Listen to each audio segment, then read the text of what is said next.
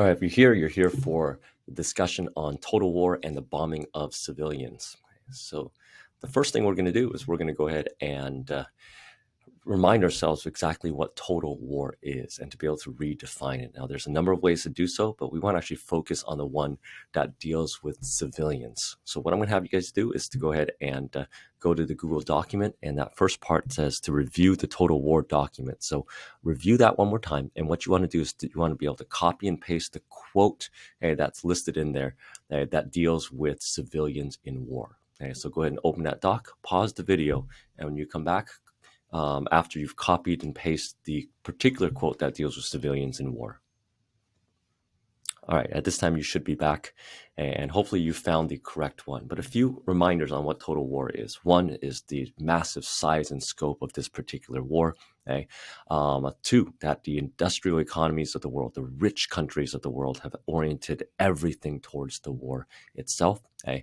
And part of those war aims is to be able to get people to know that the people they're fighting are their enemies, and maybe even a little subhuman, in order to motivate them to fight and to do things that they would not normally do so, because some of their policies means that there is no restraint in the war and the type of activities that go on, whether it's mass murders to things like kamikaze attacks, suicide attacks on the enemy. Okay? And particularly the one we're going to focus on today is the targeting of civilians. Okay? And so what you're going to do in the next 20 to 25 minutes is to complete the next part, where we're going to trace the history of aerial bombardment going from World War I to the present day. Okay, to the Second World War. So complete parts 1 through 5. Answer those 10 discussion questions in the next 25 minutes using complete sentences. So go ahead and pause the video there, and I'll see you in about 20 to 25 minutes. All right, once you have that document set complete, just a quick review. Okay, so one, from that document, it talks about the various laws of war, right? What raising your hands means to surrender, or you can't attack civilian shipping, and so forth here. Okay? But one of the key ideas brought about by Giulio Douhet, the Italian general, is that you can and maybe actually utilize aerial bombardment as a means to end the war. So his argument is that, look, if we attack civilians will in the end call for their governments to end the conflict, and in doing so may shorten and therefore also save lives as well. Okay, so that's the logic that he lays out in regards to the usage of aerial bombardment, but it's not accepted widely, and many will see it as barbaric, and particularly in what happens in the Spanish Civil War, where a Spanish town was attacked by German bombers, and as a result of which a number of civilians, women, children, people who were just simply doing work at a marketplace would die as a result. And so they saw it as an atrocity of war. However, once the Second World War begins, everything turns. Everything's a little bit different.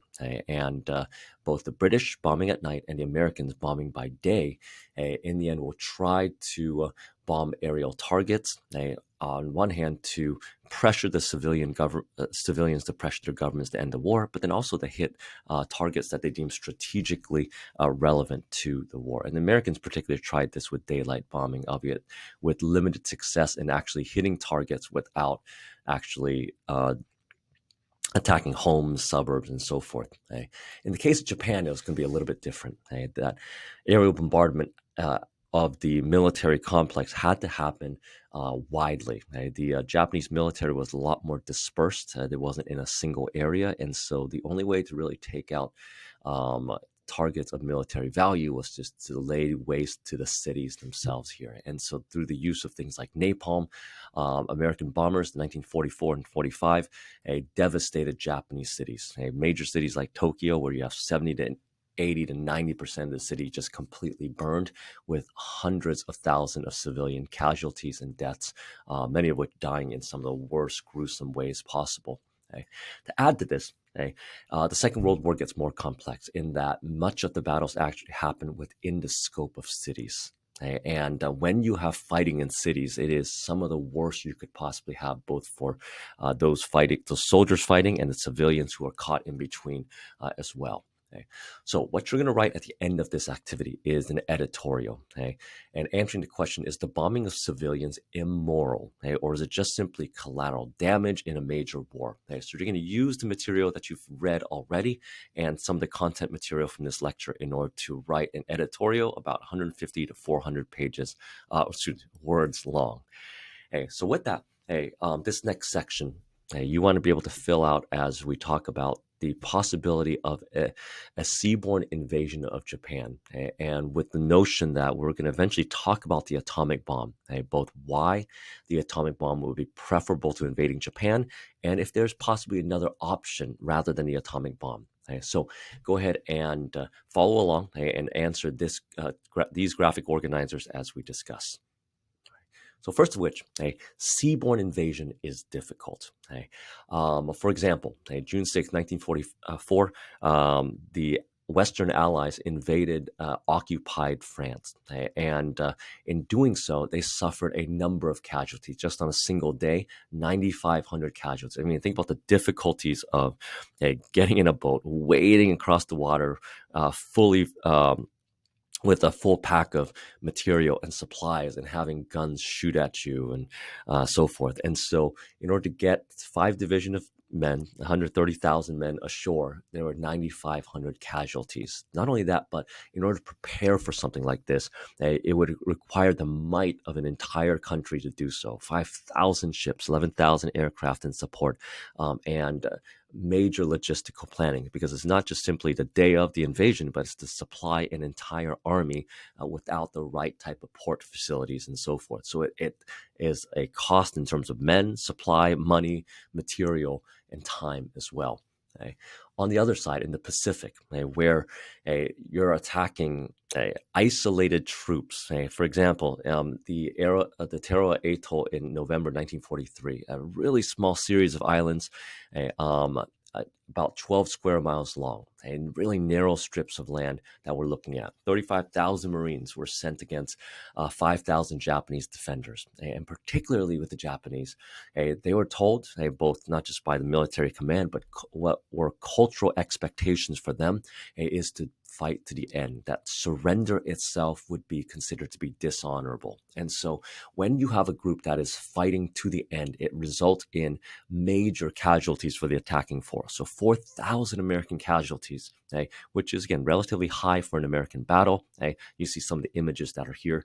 And at the cost of almost every single Japanese defender. You can imagine, even if there is no hope left, and they're told to either commit suicide or to attack using these wave attacks on American attackers. And so it becomes a case where Japanese defenders are going to die, and more Americans will die as a result of these fight to the end type strategies. And so the cost of invading many of these Japanese islands are going to be quite deadly. One most famous of which is the Battle of Iwo Jima in February 1945. And if you recognize the picture in the background, a part of why this image is so famous is because of the American sacrifice that it took in order to actually win this particular battle.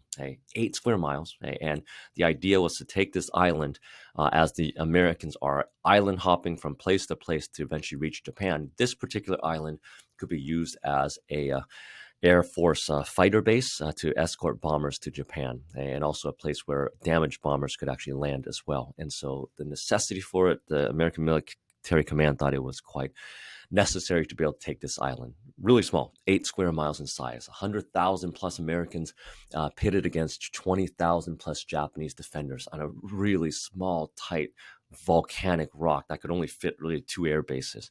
And it resulted in 28,000 American casualties, which is enormously high, way above the ratio of normal casualties in a battle that Americans are involved in, and at the cost of about 21,000 Japanese dead. I mean, the sheer number makes it so that as the American Marines were raising the American flag on top of Mount Suribachi, this image becomes sort of iconic because of the sacrifice that Americans, Marines, and other servicemen made in order to win this particular battle.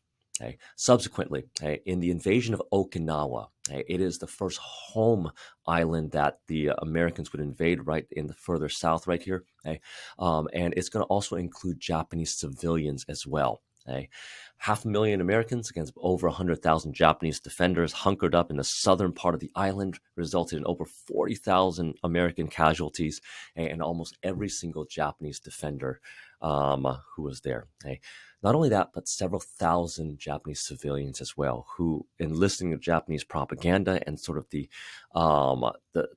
discussions on race, particularly that the Americans were barbarians who would, in the end, kill and rape children and elderly and so forth. Here, many of them ended up committing suicide as well. So several thousand civilians would die, not just in the fighting, but then also afterwards as well. That lays in question as to what should happen with the invasion of the Japanese home islands to end this war here. 200,000 plus square miles, 72 million that are left in the home islands. Considering to take the small 8 square mile island of Iwo Jima, what would the Japanese home islands cost everyone? There was an early estimate of 1 million U.S. casualties. And just to put things in context, the United States have fought in the Second World War from 1941 to 1945, and 1 million American casualties had been suffered up until this point here. There's the estimate that maybe that number will double with the invasion of the Japanese home islands. An estimate of about 5 to 10 million Japanese civilians, maybe more, maybe less. Either way, these numbers are highly conflicted, and people contest these particular numbers. These are not official by any means, and nor does it say that this was going to happen in the first place. Now, are there any alternatives to this? There are several. So are there other ways to possibly end this war? One is through diplomacy, and that diplomacy happens to deal with the Soviet Union. And the Soviet Union and the Japanese have had a non-aggression pact for most of the Second World War. And negotiations were through, potentially to give the Soviet Union some diplomatic advantages after the Second World War ends, if they will attack the Japanese army currently stationed in China. Basically, keeping them in China, the Soviet Union suffering casualties in the attack, and many of which will not be able to go home to Japan to defend the home island. So that was one possibility, that this would, in the end, will force the Japanese to surrender. So that's option number one. Option number two, a naval blockade. Against Japan, basically forcing millions to starve. Again, the Japanese are Japan is a series of islands, and they need support from elsewhere. And so, if we could surround the Japanese home islands with our navy and air force and so forth, it may force Japan to come to terms. However, we've seen the use of Japanese kamikazes to lethal force on the American Navy, where you sink one ship and it could be hundreds, if not thousands, of Americans who may die as a result of this. So a naval blockade, we don't know how much time it might take, but this is another option other than a massive invasion of Japan. Then there's the other one. The creation of the atomic bomb, something that most of the nations have been pursuing, but actually had been succeeded by a secret American program known as the Manhattan Project. This is something that was so secretive that President Harry Truman, who has succeeded Franklin Delano Roosevelt, did not even know when he was vice president of the United States. But when he was informed of the successful dropping of the first atomic bomb in New Mexico, he authorized the use on Japan. And so an ultimatum was issued to Japan. So they could respond and say, we could tell them we have a weapon of massive proportion and scale that we would be using on Japanese cities, but there was no response. Now, there was another possibility, maybe perhaps that we could actually drop this bomb in Tokyo Bay or somewhere where the Japanese could see it without suffering the massive casualties that dropping it on a city might have here. So that's another option, whereby you could drop the bomb somewhere as sort of here's the power that we have on hand. That's another possible option. Now, the United States at this point only had 2 bombs remaining. So that's a decision that the U.S. military command had to make. Do we use it for show, or do we actually use it on a on an actual civilian target. Okay. So the ultimatum is issued. Then on August 6, 1945, on the bomber named Enola Gay, flown by pilot Paul Tibbets here, went to Hiroshima. And from there, there's a link to this particular video. You'll watch the first about 10-15 minutes. And as you do so, watch this film and list as many of the effects that the atomic bomb had on the people of Hiroshima as it is dropped. So please go ahead and view this. Pause the video here, open up the next one that's provided for you in the link. All right. At this point, you've probably seen the video and the impact of that first bomb, nicknamed the Little Boy. At ground impact, 6,000 degrees Fahrenheit, where 70,000 were killed almost immediately. 140,000 were dead by 1946, due to effects of things like nuclear fallout, acid rain, or just simply the dying of burns or injuries that were suffered that have been infected. And eventually, thousands more would die from radiation poisoning. And not only that, but the high rates of cancer that those who were in the vicinity would suffer as a result of this. And so August 6th passed, and you have the world entering a new age, the nuclear age, where a single plane and a single weapon can create such massive devastation. The ultimatum was brought back to Japan. The leadership, however, stalled. They did not discuss. There were those who wanted to continue the fight. And so therefore, on August 9th, 1945, a second bomb was dropped on the actual secondary target on the city of Nagasaki in southern Japan. And so this second bomb, albeit killed fewer people, but was just as devastating. So end result is that with these bombs, Japan will surrender on September 2nd, 1945. And finally, the worst war in human history comes to an end. And so for you, what you want to be able to do is, from the packet that we've read, from the discussion that we've had here, you want to go ahead and finish up that last portion there, the newspaper editorial. Is the bombing of civilians immoral? Or are civilian casualties just simply collateral damage in a major war? So follow the guidelines that are listed in the link, and I look forward to your responses.